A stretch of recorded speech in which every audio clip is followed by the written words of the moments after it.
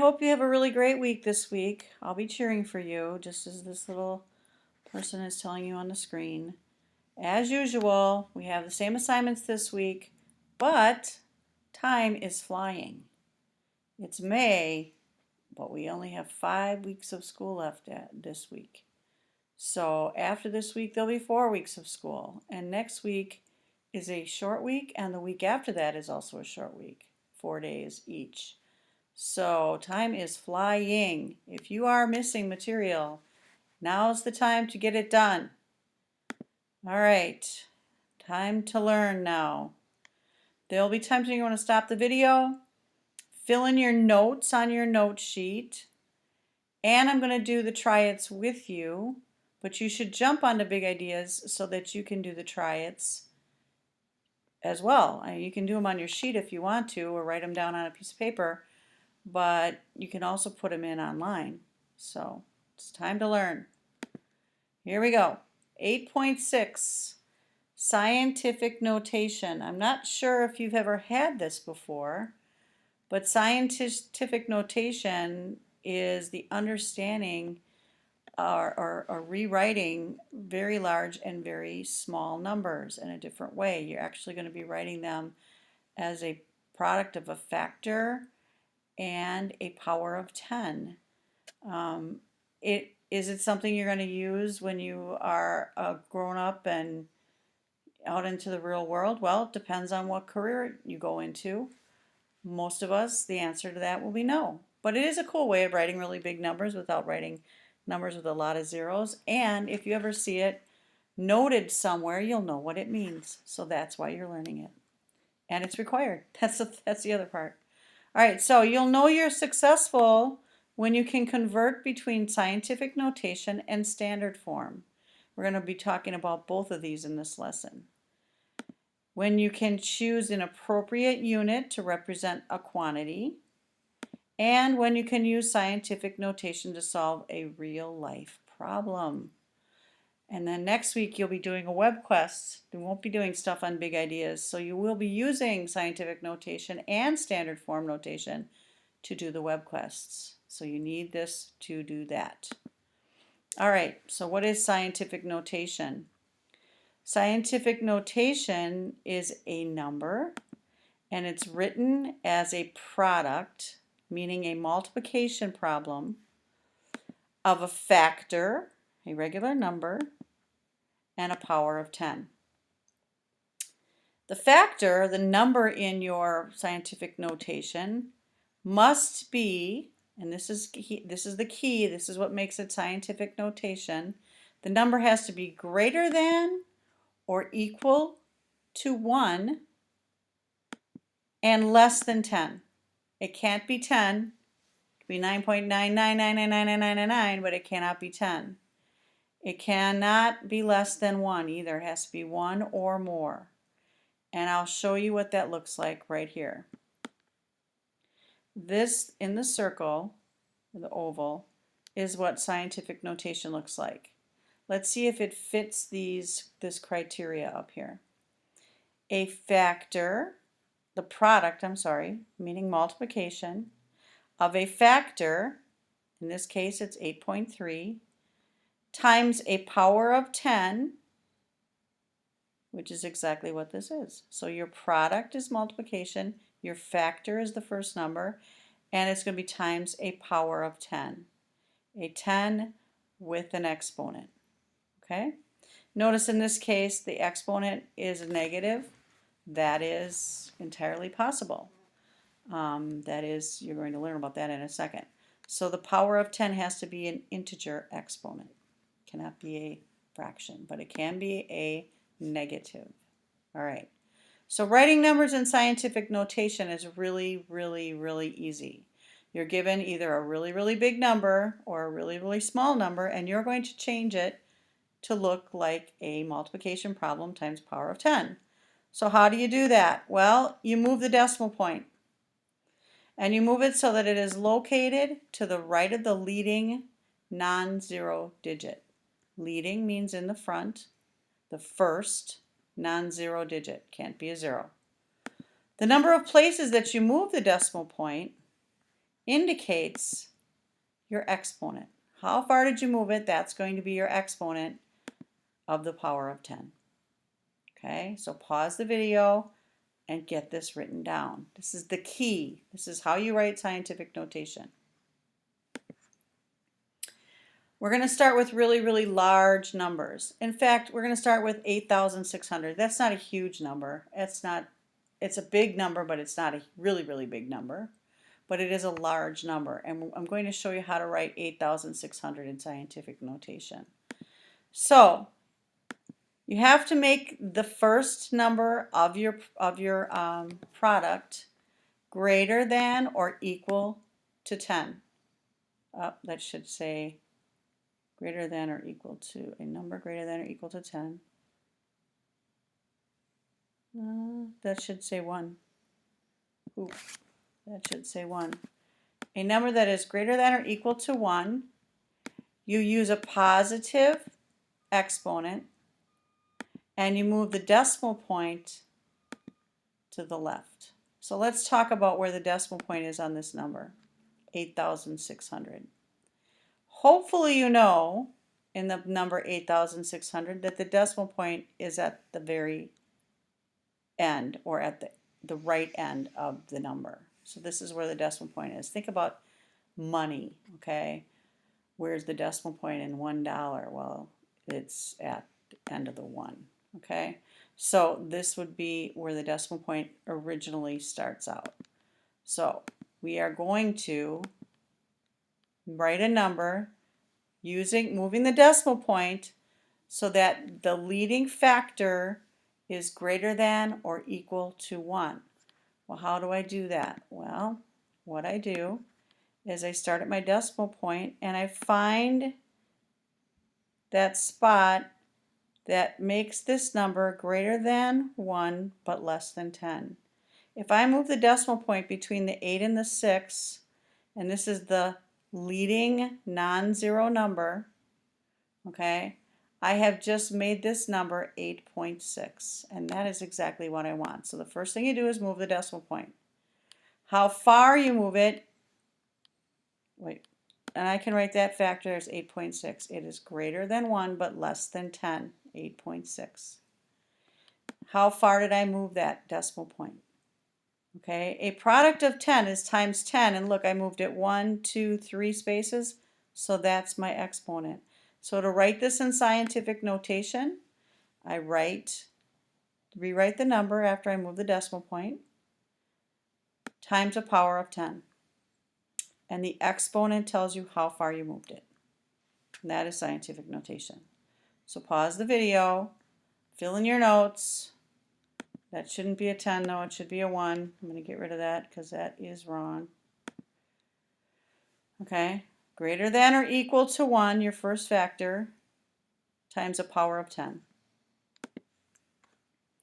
Really, really small numbers, okay? They're not negative numbers. Really, really small numbers in scientific notations are decimals. They're fractions, okay? So decimal numbers can become really, really small. I mean, they're not like the number 0.5 we know is 1/2. I'm talking about a number that's a lot smaller than that, but 0.5 is a start. We can write 0.5 in scientific notation as well.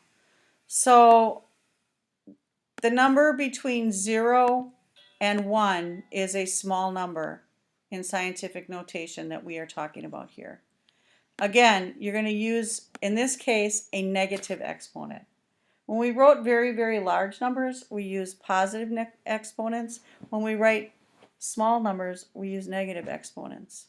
And in this case, we're going to move the decimal point again, and this time we're going to move it to the right. So here's my example number, okay? It's 0.0024. This is 24 10,000ths. That's the number, okay? That's pretty small. The process is the same. My first factor must be a number between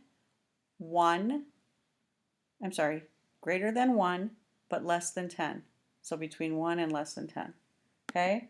So I need to move the decimal point. Well, in the number that I have here, I can see where the decimal point is. Okay? I need to move my decimal point so that I make this number a digit or a number between 1 and 10. If I move the decimal point right here between the 2 and the 4, I just made that number 2.4, which is a number that is greater than 1 but less than 10. The second part is to write it as a power of 10 times 10. And how far did I move it? Well, I moved it 1, 2, 3 places to get to that point where it's a number greater than 1 but less than 10. Because I moved it the opposite direction, and this is a really, really small number to start out with, my exponent is negative. Okay? So you need to know which direction and how far you moved to write in your exponent. The first part, this number, the leading factor, has to be between 1 and less than 10, times a power of 10, and the direction you moved it tells you which exponent, either positive or negative. So yeah, it's going to take some practice. The important key though here is if the number is greater than or equal to 10, the exponent is positive. Okay, so right away if you see that it's not a decimal number, you know you need to use a positive exponent. If the number is between 0 and 1, which is a decimal, then you're going to use a negative exponent. That's one of the important keys here. Okay, numbers without a decimal or numbers that are not in decimal form, that are not between 0 and 1, are positive exponents. Numbers that are between 0 and 1 are negative exponents. So here's two examples. Let's start with letter A. It says write 173 million in scientific notation. And here's 173 million. Notice they already wrote it in scientific notation for you. We just have to finish filling it in. Okay?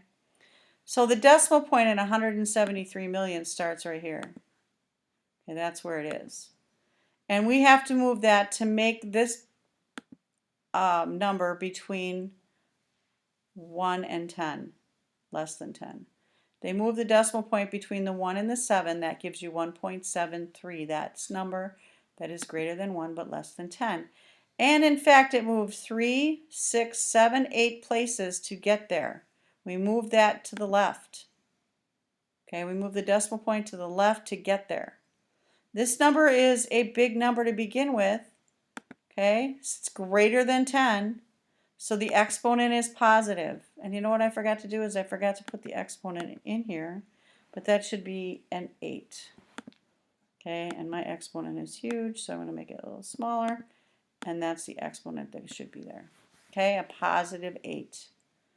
If I actually put this in my calculator, 1.73 times 10 to the 8th power, I would get 173 million showing up on my calculator. Okay, part B. Part B is a really, really small number. It's 0.00000032. Okay? Should tell me something right away in my head. It's not going to have a positive exponent. It's really, really small, so I'm going to have a negative exponent. I can see the decimal point, and I know I have to move it from where it is all the way down to between the 3 and the 2 so that I make a number between 1 but less than 10. 3.2 is between 1 but less than 10. How far did I move the decimal point? Well, let's count. 1, 2, 3, 4, 5, 6 places. And this time I moved it to the right. I made that really small number into a number greater than 1 but less than 10. So now I need to say how far I moved it in my scientific notation. So to write it in scientific notation, it's 3.2 times 10 to what power? The number is between 0 and 1, so the exponent is negative, and in this case it's going to be a negative 6. Okay, that's how far I moved it. 6 places. Okay, it's the same way that we did the other two. Your factor, your first number, in your scientific notation needs to be between greater than or equal to 1, but no greater than 10. It can't be 10. You need to write the first factor as that number. Then you need to count how far you move the decimal point and use that as your power of 10. Okay, that's it. That's scientific notation. All right, so here's your 6 try-its. If you want, you can stay on this page and write it on your paper. If you want to jump between my video and big ideas, you can, but I'm going to do every single one of these with you because it's good practice and I like doing scientific notation. All right, so down at the bottom here I wrote factor must be greater than or equal to 1. It should really say but less than 10. Move the decimal point, the first non-zero digit, write the factor, and put 1 and 2 together as a product of a power of 10 and an exponent, how many places you move the decimal point. Okay, so here we go. In the number 50,000, decimal point is at the very end. This is a large number. So I'm going to move my decimal point to the left, and I have to stop here because that will make the number between the factor, my first factor, between 1 and 10. It's the number 5. Okay, so how far did I move it? I moved it 1, 2, 3, 4 places, so my exponent is 4. Pretty clear, pretty standard. Okay, next. I think I want blue. Decimal point. Very end of the number. If you don't see a decimal point in the number, it's always at the very end on the right. How far do I need to move this to make this a number between 1 but less than 10? This is the number 25 million. Okay, I need to move that decimal point clear up to between the 2 and the 5, up here. Okay, so it's going to be 2.5 times 10 to some power. Well, what's the power? How far did I move it? 1, 2, 3, 4, 5, 6, 7 places. Positive 7 because this is a large number. Okay, large numbers have positive exponents. My last number isn't so huge, 683, but the decimal point is at the end, and I still need to write this in scientific notation, so I need to move the decimal point between the 6 and the 8, okay, to make that number between 1 and 10. 6.83 is a number between 1 and 10. How far did I move it? 1, 2 spots. That's my exponent. 6.83 times 10 to the second power. Now, if you wanted to check these, if you're not sure on your homework, all you have to do is take your scientific notation that you figured out, put it in a calculator, and I'll give you access, and see if you come up with this number, the original number that I have given you. That's your check. Super easy. Okay, other direction. These are all small numbers. Okay, 0.005. This is 5 thousandths. Not a super small number, but I know it's small because I can see the decimal point. So how far do I move that decimal point to make this a number between 1 and 10? Well, I move the decimal point right here. Okay, all the way to the end, to the right. So what is my new number? 5 times 10 to what power? 1, 2, 3 places, and because this is a really small number, I use a -3. Okay. Next question. 0.00000033. That's a really small number. Look how far I have to move that decimal point to make this a number between 1 and 10. Notice I didn't move it all the way to the end. If I moved it all the way to the end, I'd have the number 33, and that is greater than 10. So I want the first digit, the first factor in my scientific notation is 3.3. That's between 1 and 10. Times 10 to what power? How far did I move the decimal point? 1, 2, 3, 4, 5, 6, 7 places. Because this is a really small number, it will be a -7. Okay, last one. 0.000506. Notice where I have to move the decimal point. not all the way to the end, just far enough to make the number that I, in my first factor, greater than 1, but less than 10. 5.06 is greater than 1, but less than 10. If I moved it one more place down, it would be the number 50.6, and that is too big. All the way to the end would make the number 506. That's too big. The leading number in your scientific notation needs to be between 1 and 10, less than 10. Okay, how far did I move it? 1, 2, 3, 4 places. It's a really, really small number, so it's a -4. Okay, there are your 6 examples of how to do this. 3 big numbers, 3 small numbers, and showing you exactly where you need to relocate the decimal point. If you didn't write this down, you should stop the video now and write it down. Okay, this is very, very helpful to you. You will need to be able to do this on the next few assignments going forward. So be sure you know what you're doing. All right, on to standard form. Standard form is the way we normally see a number written. In fact, if I go back a page, all of these numbers, before we made them into scientific notation, were written in standard form. Okay, so I want to go from scientific notation now to writing numbers in standard form. So we start with talking about the absolute value of the exponent. Absolute value means how far a number or something moves. How far is it away from 0? And it's a positive number. The absolute value indicates how many places you move the decimal point. Okay?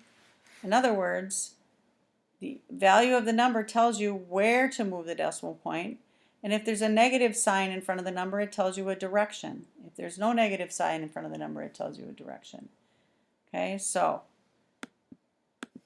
if the exponent is negative, you move the decimal point to the left. When you're changing from scientific notation back to standard form, if the exponent is negative, you go left. Which means if the exponent is positive, the decimal point gets moved to the right. Okay, negative left, positive right. So in other words, you're given scientific notation, you're rewriting it into just a regular number again, and these two things tell you which direction to go. Stop the video if you need to write those notes down. Here's a reminder. Negative exponent, move the decimal point left. Positive exponent, move the decimal point right. Here's your 2 examples. Write 3.22 times 10 to the -4 in standard form. First of all, I'm noticing that's a -4. Okay? That means this is going to be a small number. I'm going to have a decimal, a number between 0 and 1 when I am finished. Okay. It also tells me that I need to move the decimal point 4 places to the left. Here's the decimal point. Well, if I go 4 places to the left, 1, 2, 3, 4, this is where I would end up. What gets put in between there? Zeros, because it's a really small number, right? So to make this a really small number, I put the zeros in. And I have just rewritten my number in standard form. Okay, if I want to check it, again, I could put this in my calculator, the scientific notation, and it would tell me the standard form. And hey, I just told you how to cheat to do this part of the assignment. Just use a calculator. All right, how do you put the number 7.9 times 10 to the 5th in scientific notation? Okay, this isn't a negative exponent, it is a positive exponent. Okay, and so that means I need to move my decimal point 5 places. Here's my number, 7.9. If I move it 5 places, 1, 2, 3, 4, 5, my new decimal point is over here. Notice I'm not dropping in 5 zeros, I'm actually dropping in 4. Decimal place movement does not tell you how many zeros you fill in. Okay, it doesn't say write a number and put 5 zeros behind it. there was already a number, a decimal place I had to move that had a number already in it. In this case, I'm only moving it 4. So my number becomes 790,000. That's a big number. It should be because my exponent is positive. And I moved my decimal point to the right. Okay, again, if you wanted to check, put this in a calculator, it's going to tell you the standard form of the number. All right, here's our try-its. 6 times 10 to the 7th. I don't think I did anything here, so I'm going to do it. The number 6, maybe I did. I thought I did. I guess I didn't. The number 6, there it is. I need to move it 7 decimal places. It's a positive 7, so I need to go 7 decimal places to the right. 1, 2, 3, 4, 5, 6, 7, and that is where my 0 gets dropped. So where does that mean? That means I put in 7 zeros behind it. Okay? If you wanted to go ahead then and put in your commas, you could. But the actual number then would be a 6 with 7 zeros behind it.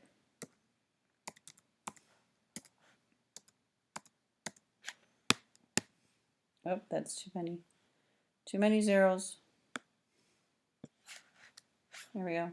1, 2, 3, 4, 5, 6, 7. And that's your number. Okay? I thought I actually did all that, but I guess I didn't. Next number is 9.9. In this case, I'm moving my decimal point the opposite direction. It is a negative 5. So I need to go 5 places to the left. 1, 2, 3, 4, 5. That does not mean I drop 5 zeros in. In this case, I'm going to put in 4 zeros. Okay, that makes the number 0.00009.9. Why did I put in 4 zeros? Because I moved the decimal point 5 places, and one of those places had a number in it.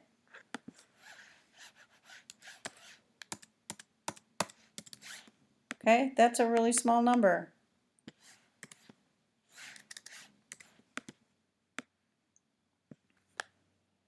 Next, 1.285 times 10 to the 4th. Okay, so I'm starting with this number. Which direction am I moving my decimal place? It's a positive 4, which means I move it to the right 4 spaces. 1, 2, 3, 4. New decimal point goes here. Okay, that means I only need 1 0 to complete my number. My new number is 12,850. Okay, you just don't drop 4 zeros behind the number. Some people think that's all you do, but that is not what you do. It is about moving the decimal point. I moved it from here to here. That's 1, 2, 3, 4 places. Okay. Your homework assignment is the self-assessment for concept skills 8.6 for day 1. You are writing numbers in scientific notation in 10, 11, and 12. 13 through 15, you are writing standard forms. You're going to do one set of scientific notation times 10 to a power, and one set of undoing that, and then which one of these does not belong. And that's it. That's your assignment. You can do this. I know you can do this. I have every faith in you that you can do this. If you have questions, email me, rewatch the video. I'm going to put some other extra videos out there just in case to give you some ideas. If you're confused or if you just want to entertain yourself by watching them, be my guest. I'll put a Schmoop video out there and another one, Math Shorts, for you. So take care. Do a good job.